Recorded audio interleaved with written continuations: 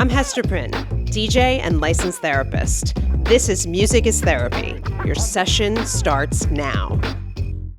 There's an LCD Sound System song called Someone Great. James Murphy wrote it about the death of his therapist, and there's a line where he says, "With someone new, I couldn't start it. Too late for beginnings." That feeling of there's a person who knew me before I became the person I've become. You can't manufacture that. You just had to be there.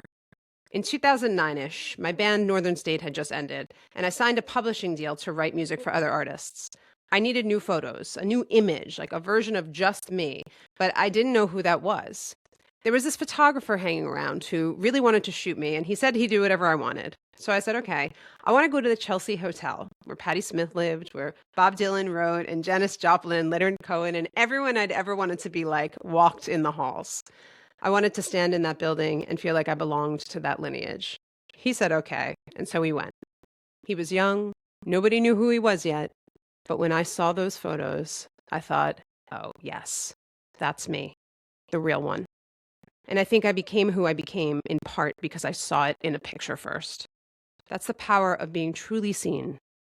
Before we get into this episode, think of a song that takes you back to a time when you were just starting out in some part of your life. You didn't have it yet, but you could feel the energy of it coming. For me, I'm walking on the Lower East Side alone. It's maybe 2006, it's dark, it's rainy, and I'm dreaming about my life as an artist in New York City. I don't have anything yet, but I'm listening to LCD, and with this song on, I'm already her. What's your song? Where are you? Stay there for a second. Now, what would it mean to wake up in that feeling today?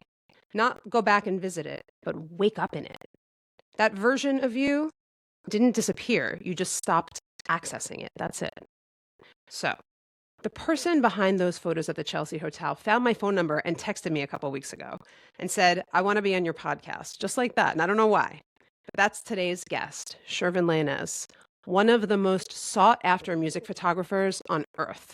He shot Adele, Chappell Rowan, David Byrne, Regina Spektor, St. Vincent, Sarah Bareilles, Lizzo.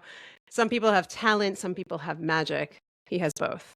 Today, we talk about community, identity, and what it means to be seen at exactly the right moment. And yes, of course, real tips on how to take a better photo because he can't help himself and we don't want him to. Two things before we go. The April playlist is called Songs That Make Everyone on the Dance Floor Best Friends for 3 minutes. You're building it with me. Keep sending the songs to musicistherapypod@gmail.com. And tomorrow, Saturday, April 18th, I'm doing a free workshop. It's one piece of the Music Connection Therapy method, using songs you love to change your life. Link in the show notes. My conversation with Shervin starts now. Do you remember the circumstances under which we met? Yes. Can you tell me what they are? Because I have a fuzzy idea. Yes. You were opening for Tegan and Sarah. Okay. Met you, went to see the show, met you afterwards, terrified of you. What? Why? You were indie, buzzgirl, cool, prestige. You guys did that whole tour, I think. You did a bunch of shows with Tegan and Sarah. Was I with Northern State then? Yeah. Yes, we had a lot of buzz. You know, what's so funny is that when I think back to that time, I don't feel like I was that. I feel like I was like the redheaded, no pun intended, but I'm like, I felt like we were kind of there, but we were always like, not really. But you never feel like you're the thing. You know what I mean? You never feel like it's happened for you. Is it true that people, I mean, you've shot the biggest artists on earth. Can we say Adele is just at Chappell, you shoot the biggest artists on earth. Is it true that people always feel like it's not them? Always. Even at that level? Yeah. Yeah, I would say especially at that level. There is a sense of, okay, I've done something, but what's next? And so-and-so's flying past me. And, you know, I don't think it ever stops for artists, right? I've experienced a lot of people being terrified. Really? And who I perceive to be successful and who are still just as nervous as I am or just as anxious as I am. Can you tell us who? I think most successful musicians are just like us. You know, in terms of like something cool happens and you accept it and you revel in it and then you're like, okay, well, I have to keep doing that, right? Yeah. Like sad, but also amazing. It's equalizing. It is comforting, I think. Yeah. It like brings tears to my eyes to see you because I have so much love for you. Yeah. Even though I haven't seen you in a minute, I still feel that. And it's so interesting to hear you speak like this because that's you now. The people you're talking about, that Shervin, when I met you, you were a kid with a camera. Let's be romantic. Yeah. You were a kid with a camera, Yeah. and now you are the guy. Like, if I could pick anyone to shoot me in music, Yeah. it would be you. And I'm not alone in that, because the most famous musicians want that as That's well. so kind. It's not kind, it's true. And so so when you talk about the people, can I just be candid? Like, do you feel like you made it? Do you feel famous? No, I feel like I've accomplished something for sure, and I have, and I love that, and I'm so grateful. I definitely feel the heat of people just doing amazing work and getting better, and they're younger. But I really do try to separate myself from the competitiveness of it. But I definitely have moments where I'm like, oh man, I have done some really awesome stuff and shot musicians that I love, but it all did kind of start with bands like yours and like that community, that group of artists that just like passed me around in a way. Yes. That it still feels like that. It still feels like I'm being passed around in a gracious way. But yeah, there's always a looming what's next, and what are you gonna do, and what are you gonna reach for? Yeah. Right? Is there the theme of this month is community? There's a lot of people on earth who would love to have a career like yours. It seems unrealistic. It seems out of reach. It seems like something people couldn't do, and you did it intentionally. Yeah. You did it intentionally. Yeah. What was that like? Who was in that community that was passing you around? What did that feel like? Was the phone ringing? Like, tell me about it. So it's 2009, 2010. It's New York City, and it's a bunch of musicians who were playing places like Rockwood Music Hall and Bowery Electric and tiny places, Littlefield, and it was a community of musicians that I was so eager to be a part of, and I had moved here from Washington D.C., having been kind of a big fish in a small pond in D.C., and then arriving to New York and being the smallest fish in the biggest pond.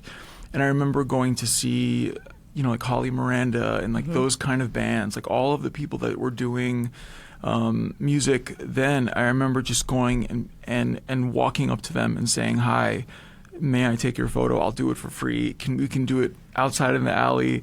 And a lot of people said no, Really? Yeah, I mean, a lot of people were just like, "Who are you?" No, but Yeah. but certain ones said yes, and then the ones that said yes, I was so eager and I was so available, Right. and so I think it was going from musician to musician, being earnest and just asking for what I wanted, and eventually someone's manager, someone's publicist, opened a door for me. But still, it was so small, and I think the great thing about the community of musicians in New York at that time was they all knew each other and they all spoke to each other and they were all doing shows together. It's a little bit different now, it's more segregated now. But at that time, many people were playing Rockwood and all those places. And so it felt like if you did something good for one of them, they would tell a friend. Yeah. And then they would tell a friend. Yeah. And that was like the momentum that I needed. But it was slow, it took a couple years. Do you remember Tell All Your Friends PR? Yes. Boy, do I remember. I remember cold emailing. Yeah. I remember emailing everybody I could and just being like, "Hi, I'm in New York. Yes. Here is my work." You were, I remember, this earnest kid and doing all the things that you're saying you did, but you had a style even then. You took my favorite photos. We went to the Chelsea Hotel. I probably had like $1,000 from the record company, or if God. even. Yeah. And you took those great photos, and you had this like, I don't know if this is correct, but almost this like blown out, contrasty Yeah. style. Yeah. And so to be new and cheap and young and eager and then deliver, Yeah. that's a superpower. Yeah, and just having the presence of mind to want it. And I think my big thing at that time was just eagerly and earnestly wanting it. I never played it cool. I'm sure the first time I met you, I was like wide-eyed, just hi. I never was able to be reserved about it. Yeah. And then I think you introduced me to Tegan or Sarah, Yeah. and I think I was like, I would love to take your picture. Hi. I had this thing back then where I would look everyone in the eyes and I would just ask for what I wanted. Yes. It's the blind confidence of a young person, and it worked at that time. I don't know if that's so possible now, just with things are different. Yeah. But at that time, I remember I could meet you and I could say to you, "I want to photograph your friends after I photograph you." And if I asked enough and if I asked with enough sincerity, Yeah. it might happen. Yeah. That's what I thought. Do you think that's an only child thing? You think that confidence to speak to someone and look them in the eye? I mean, you just met my kid for reference. We're here at the iHeart Studio. Yeah. My kid is on spring break, which means she's coming to work with me. And you said, your daughter's so polite and she's so cool. And I said, oh, it's like an only child thing. I taught her to not be annoying. And to be cool and polite and kind of look people in the eye. You think that's it? Absolutely. And the second that I saw her walk in, I immediately identified with busy working mom, like very powerful, and the child is just like at the side, calm, knows how to be around adults. Yeah. What did your mom do? A property manager in Virginia, Northern Virginia, near DC, and she sort of ran a bunch of properties and sort of it felt like she was the mayor of these like communities that she went into because they all listened to her and they all wanted things from her. So I would go to work with her. Are your parents proud of you? Are you close with them? Yeah, they are. Yeah, I mean, another great perk of being an only child is you're close to your parents for your whole life. I mean, you're their friend, you know, and they don't always understand exactly what this job is. Yeah. But the parts they do understand are cool to them, and I'm always excited to let them know that. You know, I remember telling my parents, like, I shot David Byrne, and they're like, who? The guy from Talking Heads. And then my mom was like, oh, amazing. Yeah. So it's like whenever I know that something is in their reference world, it's so exciting to tell them. It's so exciting. I love those photos of David Byrne. I love David Byrne, as do many people who listen to the show, and we love those photos. How'd you get that gig? Like, what happened? You know, it's literally one of those, a publicist that has 7 clients. I shot one of the smaller ones, and then the next smallest one, and the next biggest one. And then she finally was like, you know, I have David in town, and we need promo photos. I lost my mind. I was like, thank you so much. This is someone I've grown up with. And we did 2 shoots, and it was like exactly what you imagine. He's exactly who he seems like he'd be. Really? Like, what do you mean? Absolutely. Like just quirky and cool? Exactly. Showed up on a bike, like rode his bike to the shoot in a suit. You know, he did the movements and the dancing, just so genuinely himself, not putting on an act, not at all. It didn't at all feel like a performance. He just is a genuinely creative guy who lives in this world of David Byrne-ness. And do you keep in touch? Like, is David Byrne your friend? Do you have his phone number? You know, for people like that, they're doing a lot of stuff, and I definitely feel like he enjoyed the experience and he chose me again for the second shoot. But with people like that, I really try to keep a professionalism, because it's like, I know everyone wants to be their friend. Yes. I want them to have their space, and I don't want to crowd them. But yeah, I mean, every chance I would have to email that man, I would do it. You would take it. Yeah, I'm just like, do you like this one? Do you like this? You know, it's like I can go through other people, but it's so fun to just be able to communicate with that kind of guy, you know. Do you have a lot of famous friends? I think I have musicians who I love that are my friends, but it's not like pop stars like Sabrina Carpenter and stuff like that. Like, is Chapel calling you? Chapel's not calling me. Is she texting you? But she certainly knows who I am and has approved of me. But you know, you're not hanging out with these people in that way. They're doing 20 things in a day, and I'm 2 of them. And but yeah, over the years, certain ones that, like, if I shoot the same person many, many times, then I absolutely become friendly with them. But you know, you have to be careful about that stuff, right? I can't exist in a world where I'm like chasing friendships with people because they're well known. It has to organically happen. Yes. I mean, you know this better than anybody. Whenever now, you know, I'll DJ for like a celebrity, and they'll request me or approve me or whatever, and I never know how to be like. I always err on the side of being too professional and not to the point where I'm like turning down an invitation because I don't want to like be weird. Yeah. And my husband's always like, "Why'd you turn that? Like, we should fucking go to that. That's gonna be awesome. What's wrong with you?" And I'm like, I don't know. I don't want people to think I'm using them. It's true, and especially with our kind of job, we have all this proximity to well-known people, and the last thing we ever want to be seen as is someone who's climbing a ladder or trying or using. And I think that's probably why well-known people like you. And you know, I think same for me. It's like we don't have an energy of I want to party with you. It's like no, I'd love to work with you and like collaborate with you, but unless it happens organically, I'm not going to show up at all the openings and the listening parties, you know. Yeah. And so I totally understand that behavior. Yes. It makes sense to me. I always say, I'm like, this job is like, it's very much, I'm just like a waiter. I say plumber. I say I'm a plumber. I say there are certain shoots where I'm absolutely a peer, a collaborator, and there are some shoots I'm a plumber. I'm doing a service. Yeah. I'm going in there. The person is absolutely disconnected from what's happening. They don't care. I am a service worker under their sink doing plumbing. Yes. Sometimes I am an artist, you know? So Yes. and I think our lives are mostly going between those two things and Yes. knowing when it's okay to be a plumber and when it's okay. But I totally relate to that. I relate to that so much. Like sometimes I feel sometimes when, especially if I get hired by like a private party, but sometimes it's like they treat me like a celebrity, which I'm not, but I want to be, you know what I mean? Like they treat me like a celebrity, and then sometimes they treat me like the help. And sometimes it's in the same gig. Wild.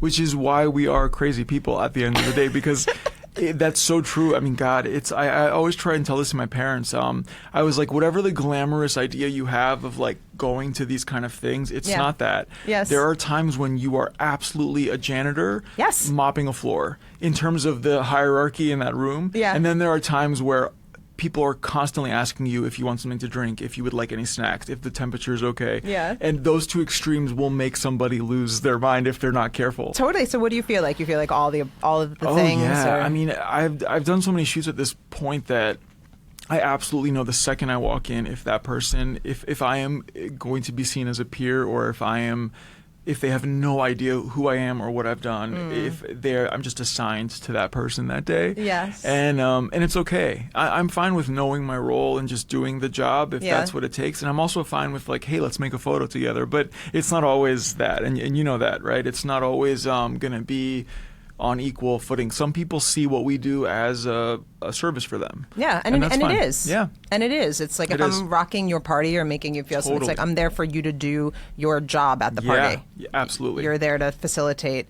And you know not to be hurt by that. Of you know, course. it's like, I think early on I would get really freaked out. If I felt like the person didn't like me, I would shut down. Huh. And now it's much easier for me to be like, we are just here to get this done quick and get this done well. Yes. And then you're going to be on your way.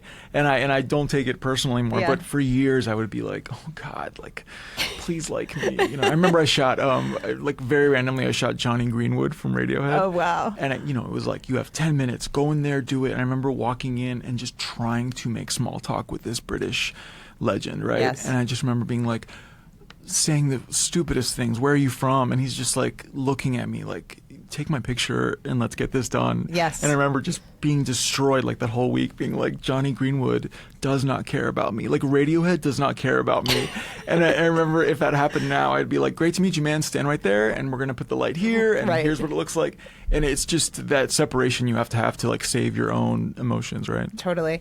It makes me think about I'm going to quote Ani DeFranco right now. Can you imagine? Let's Legend. do it. Let's fucking do it. Yeah. Did you shoot her? You ever Yes. shoot her? Oh, really? What's she Many like? times. Amazing, actually. Really? Shy, Yes. but very, very kind and very connected and willing to be present. That's cool. Yeah. She said, like she's coming home from a gig or whatever in the song, and she says, her partner says, did they love you or what? She said, they love what I do. The only one who really loves me is you. Ooh. Do you remember that? Yes. I love that. Like that's what I think of when I think of all of like the artifice so of like beautiful. showing up at the circus that we do. Yeah, I mean, there is a level of we are doing a performance, right? Like when you do your job and when I do my job, we are putting on some kind of something, right? And I think the extent to which you're willing to do that is a lot. It will either go really well if you're willing to just play that part, whatever Yes. part you're assigned. Mm-hmm. But if you are taking it personally and making it about your worth as a person, you will be devastated. Yeah, that's you know? why that's why we get into addiction and all of Oh these yeah, types of and things. just depression or just Yes. anxiety. Yes, You know? which are all the same thing, really. Totally. Yes. And I found that like the community of musicians that I find myself like returning to and being asked by always make me feel like a collaborator. And so I go towards that, and I know that I'm valuable there. And then in the circles that I know that I'm just doing a service, I completely know that. Is that community like the Sarah Bareilles, Annie Clark world? Like, Yeah, it's the singer-songwriters, right? Like Regina Spektor. Yeah, Regina, you're always with Regina. Yeah, she must be a dear friend. Oh my God, one of my favorite people that's ever existed. And, Yes. and it's those kind of people where I'm like, okay, I know that I can be around them. They trust me. The guard is down. I've shot these women a million times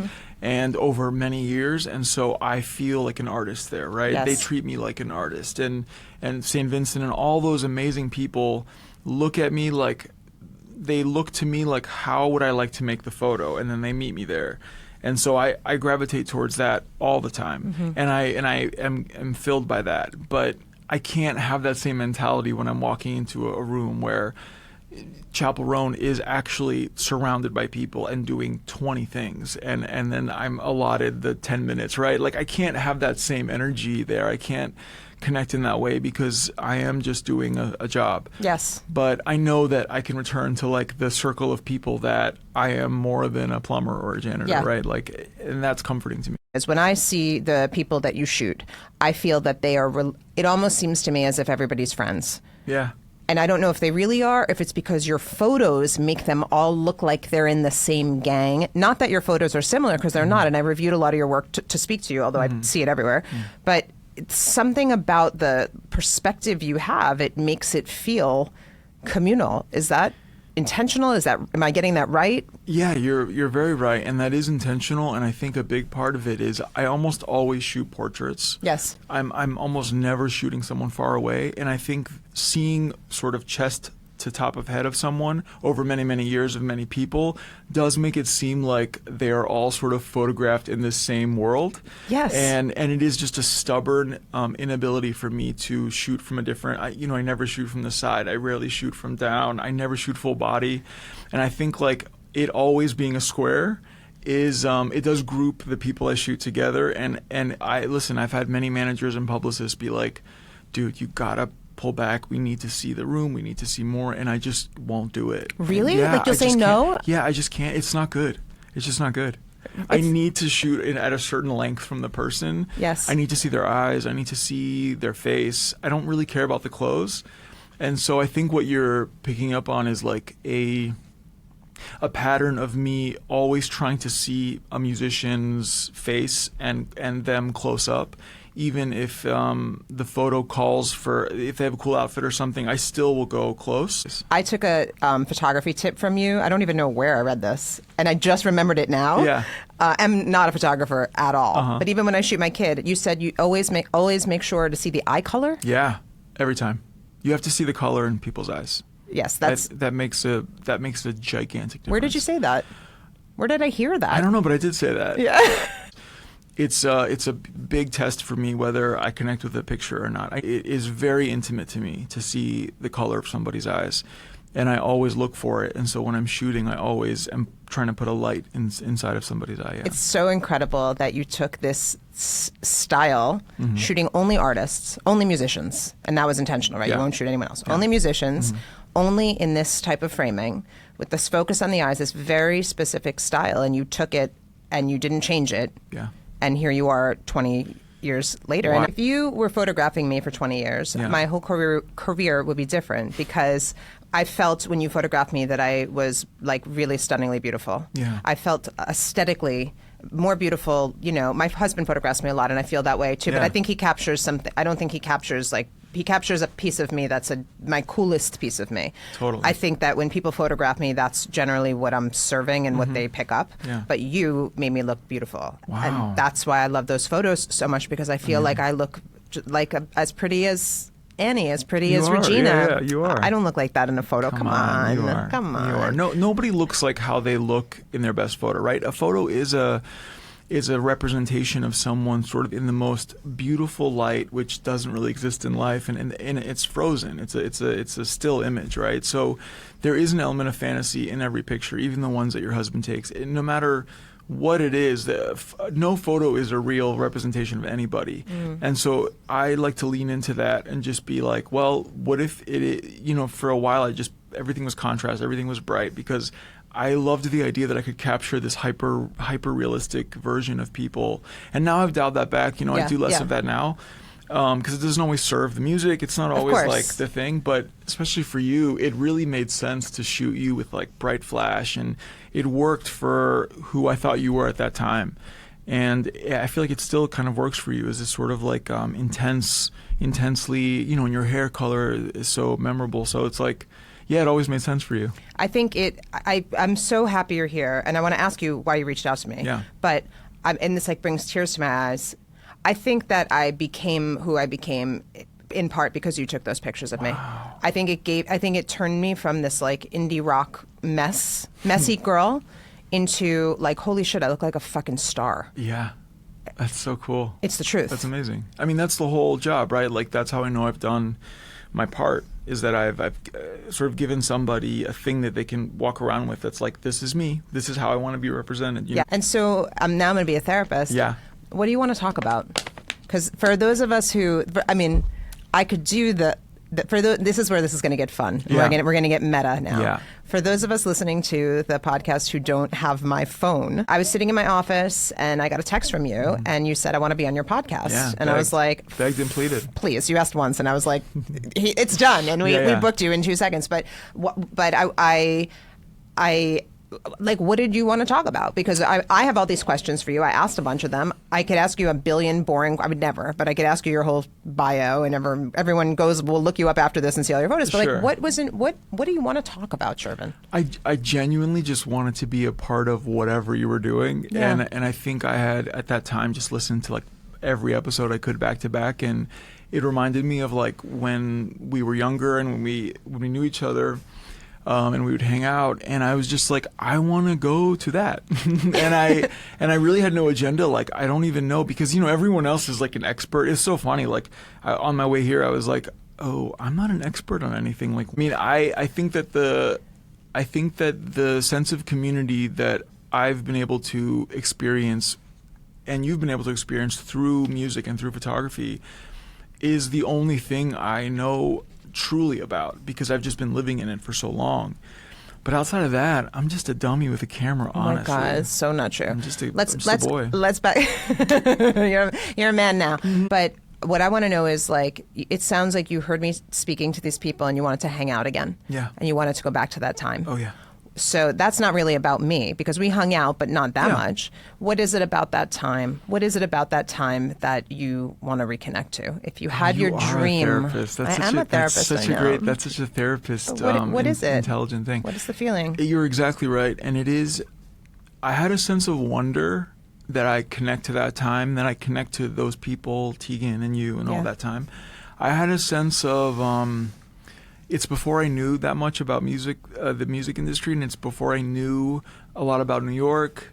And I see a real direct line from who I am now to, I'm always trying to feel that sense of wide-eyed thing, because it's easy to lose it. Sure. You know, as the more you find out and you realize how everything works. And I think that the older I get, the more I am transfixed by 2009, 2010, the culture around music, my hunger for that. Yes. I went to shows every night, and I think I've lost a lot of that curiosity, because now it is sort of like I have to achieve and I have to do stuff, and, you know, you feel that pressure. So I think what I connect so much to, and what you remind me of so much, is a time when every little thing felt like a huge success.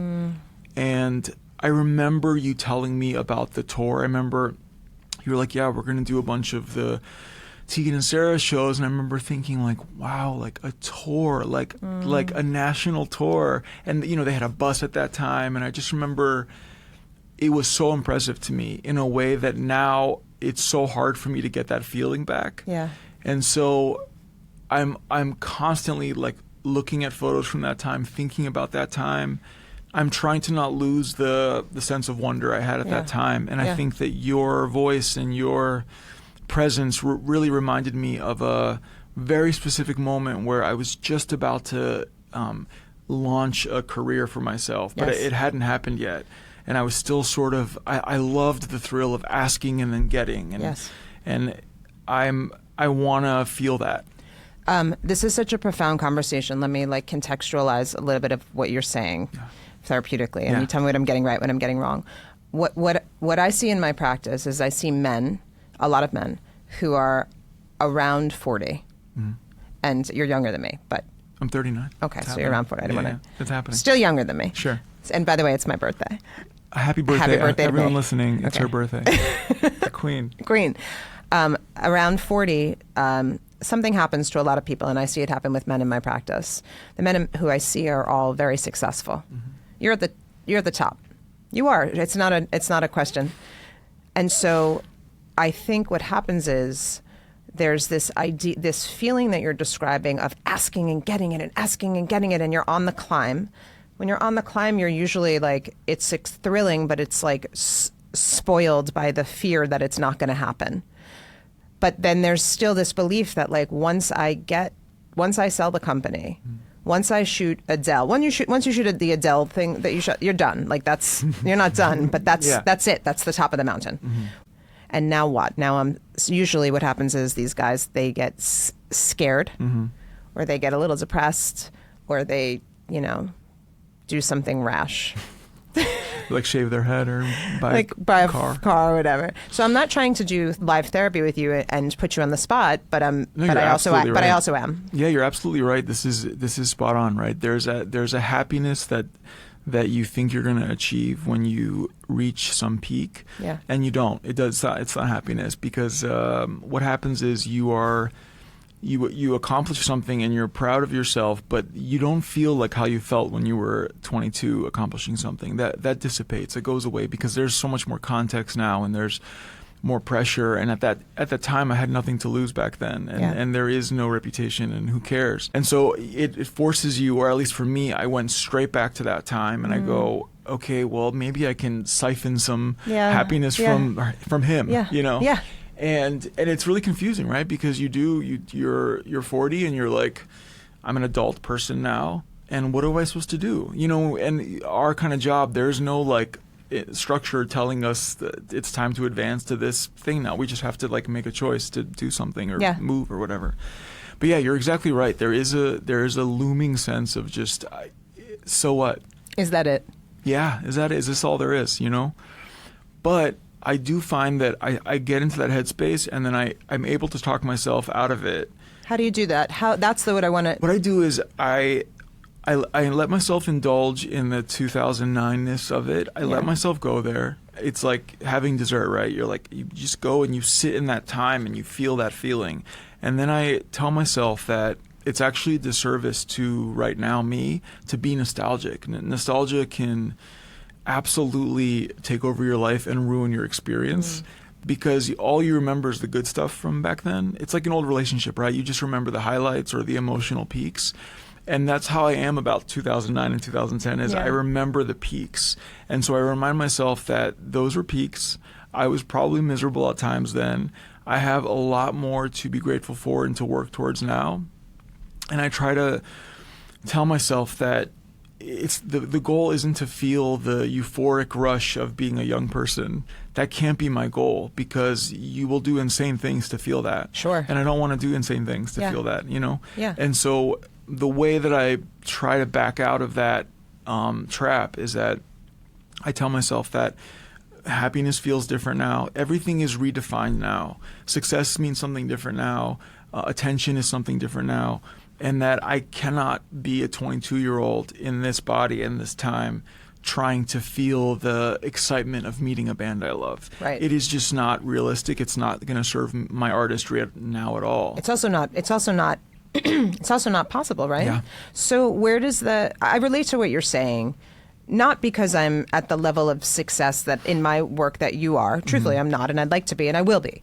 But I can relate to the feeling of, I was at South by this weekend. I played some great gigs, and then I flew to California and did this show for NVIDIA. Totally great gig. Yeah. Flew back 100 planes, like Uber from Dallas to Austin, whatever. And when I was starting out, and the money was great. When I was starting out doing this, I would have been like, holy fucking shit, they're gonna pay me. Why are you kidding me? Oh my God. Like, I would not have been able to wrap my head around it, and it didn't feel like that. Not even close. I was like, oh, I'm missing the iHeart Podcast Awards was that. I was like, I'm missing the award. I want to go to this. I got this. Isn't that wild? Totally. Yeah. And so, like, I relate to that piece of it, but I also relate to the piece of, feeling happy, feeling euphoric. The highs and lows of being 22. By the way, I have 2010 tattooed on my wrist. Do you see that? No way. Yeah, I got that in 2010 because that was going to be a big year for my career. It was a big year for you. Well, it was probably like, you probably took a picture of me and I got this tattoo. I was like, I should get a tattoo. I look so great in that cool. photo. That's so cool. The highs and lows of that age were extreme, and I don't feel them anymore. Same. And it has nothing to do with what's going on in the career. And so the only place I feel them, and I've said this on the show and you listen to the show, is I will honestly like do some MDMA and go see an EDM show. Brilliant. I don't, is that right? Is that the move? Well, because what you're doing is you're recontextualizing what euphoria is for you. Because getting that first check when you're young, there is no money now we could get that feels that good, right? That first, the first time someone gave you $1,000 to do something, it blew my mind. Yeah. I literally remember calling my parents and saying, you guys, everyone stop, everyone listen. I have a family announcement. I am rich. I have $1,000. Who paid that to you? Do you remember who paid you that? It was like a country band in 2011. And I remember By the way, do you like the part where I thought I paid you $1,000? I probably paid you $75 and a cup of coffee. For some reason, this country band really it stuck with me. I got $1,000 for 2 hours, and I remember losing my mind. I remember nothing has felt that good since, truly. And it's like what we're both trying to do is not trying to feel that first $1,000 again, because it's just impossible. You have to now take Molly to feel what it's like to have $1,000, right? That's so sad. I mean, I believe in happiness. Yeah, but you can probably live through it through your kid. Not really. No, you're not experiencing. I mean, I'm a euphoric in that I love her. Yeah. But I went and saw Gaga last night. That was through her, and you get to see it through her eyes. Yes, but yes, in theory, I love this story. Yeah. But truthfully, I mean, I saw the show the first time with my friend MK. Cool. In that was more euphoric. That was a more euphoric experience many times. But seeing it with my kid, it was amazing to bring her to church with me.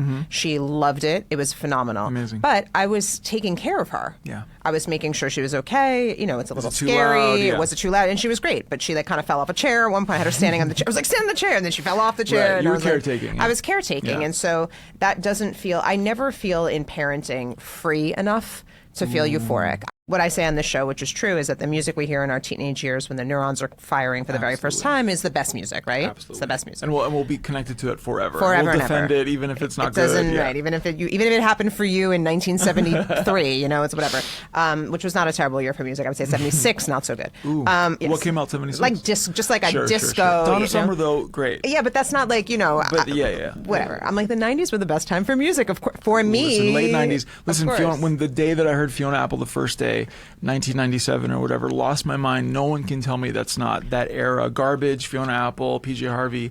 No one can say anything about that music to me now. I agree. I'll stand up. What was like that first? Do you remember? Was it like the Criminal video? Like Yeah. what was It on was TV? like Shadowboxer, Criminal. But like on TV, like Yeah. you saw it on TV. MTV on TRL. I mean, she Yes. was, Yes. we forget how big Fiona was Yeah. and how young she was. I just Yes. hadn't experienced this kind of character before. Yeah. And I think I spent many years showing her to other guys or just friends in school who were like, this is chick music, this is boring, she's complaining, she's so depressing.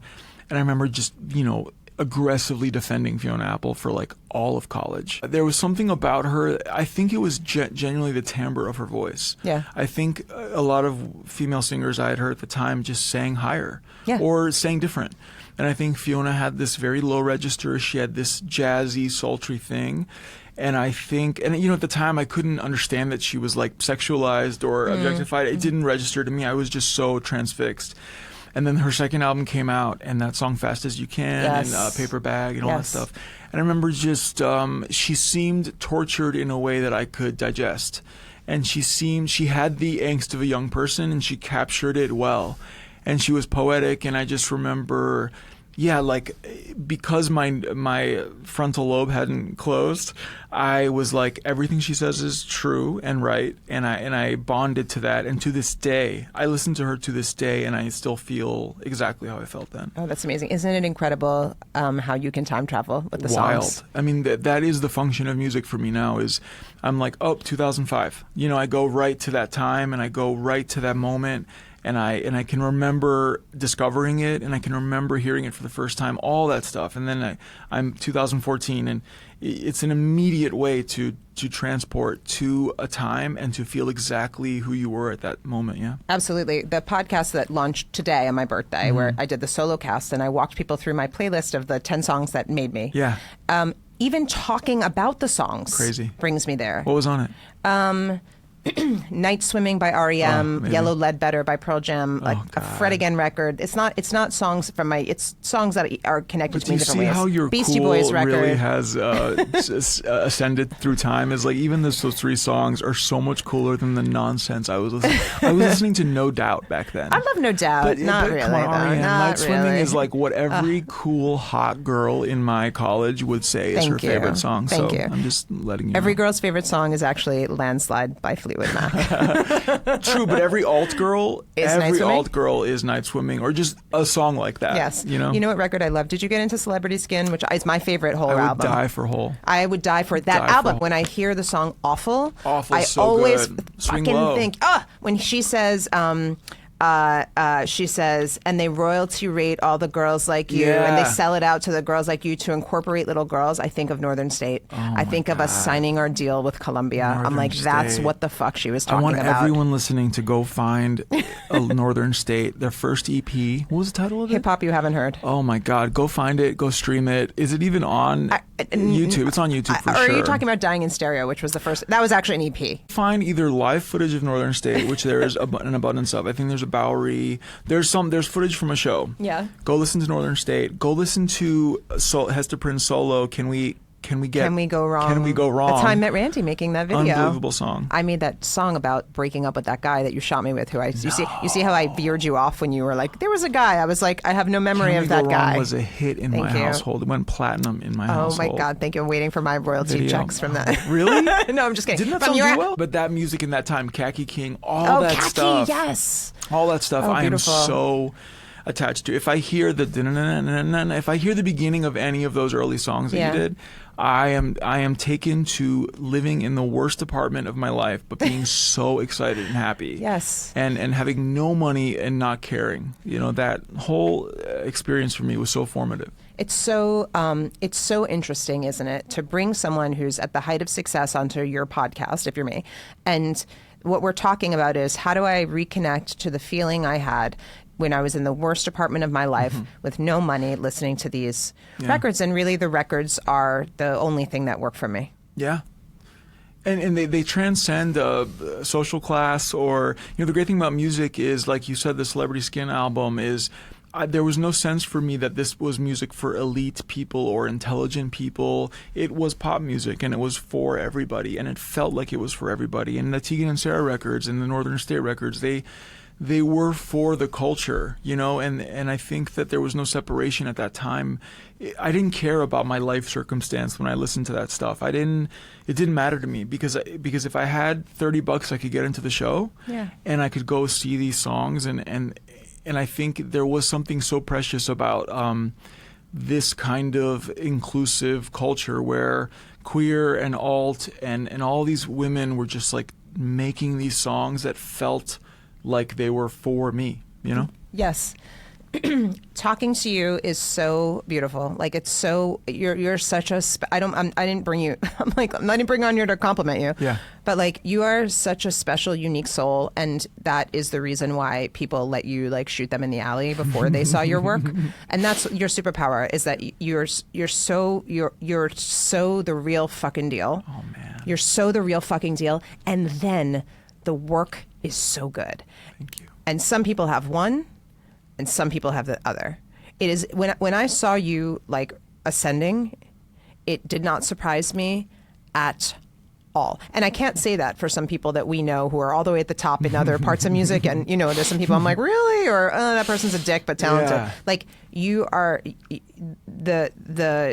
I hope for you that you continue to connect with this part of yourself and use these records and use these memories, this conversation to connect with this part of yourself, because I wish for you to take that and make whatever the next great art is. Is it photographing musicians forever? I'm sure you must think of this. I'm sure people must ask you this. Yeah, I mean, I think it's just like how you must feel, which is like you go through life and then you see, well, what can I do? What's available to me? What's going to excite me? And I think I am still genuinely excited by photographing musicians, genuinely. Yeah. And I think that as I have been able to maintain that feeling at least for 20 years. So I don't see that going away. It is like a marriage, right? Like I am in a sort of committed relationship with this thing. And this thing has been so good to me. And I feel like if I'm good to it, it will continue to like give me something. Yeah. And so I think every artist is trying to figure out, well, how long can I do this realistically? Or is this making me crazy and I have to pivot to something else? But for me, I know that I will be doing it forever. And I know that it will fill me with something forever. But that's all I know. I don't know what form or shape it'll come. I don't know how well it'll go, but I know that I will be pursuing it for as long as I can physically do it. Yeah. This we have to stop now, which kills me because I'm like, I want to talk to you all day, but I feel like this is a good, like as we say in therapy, this is like a pausing point. Yeah. I'm so happy that you came on here. This was so fun, and it's this podcast has given me the opportunity to reconnect with people who have been important in my life in one way or another, and we're still only on the third month, and so it's inspiring to know that like this type of conversation is why I wanted to do this show. Thank you. Thank you. If this episode made you think about someone who saw you, really saw you before you saw yourself, send it to them right now. That's the whole assignment. And if you haven't yet, please rate this episode or leave a review. It takes 30 seconds and it means everything. Again, my free workshop is tomorrow, Saturday, April 18th at 1 p.m. Eastern. Sign up is in the show notes. And if you want to keep this conversation going, the playlist is there too. Keep sending your songs to musicisTherapypod@gmail.com. You're making it better every week. I'm DJ Hester Prynne. This is Music is Therapy. Thank you for listening, and I'll see you next week. DJ Hester Prynne's Music is Therapy is a production of iHeart Podcasts. I'm your host, DJ Hester Prynne. Our executive producers are Marissa Bramwell and Jonathan Strickland. Our associate producer is Jonathan Klopp. Our marketing lead is Allison Cantor-Grabler. That's it.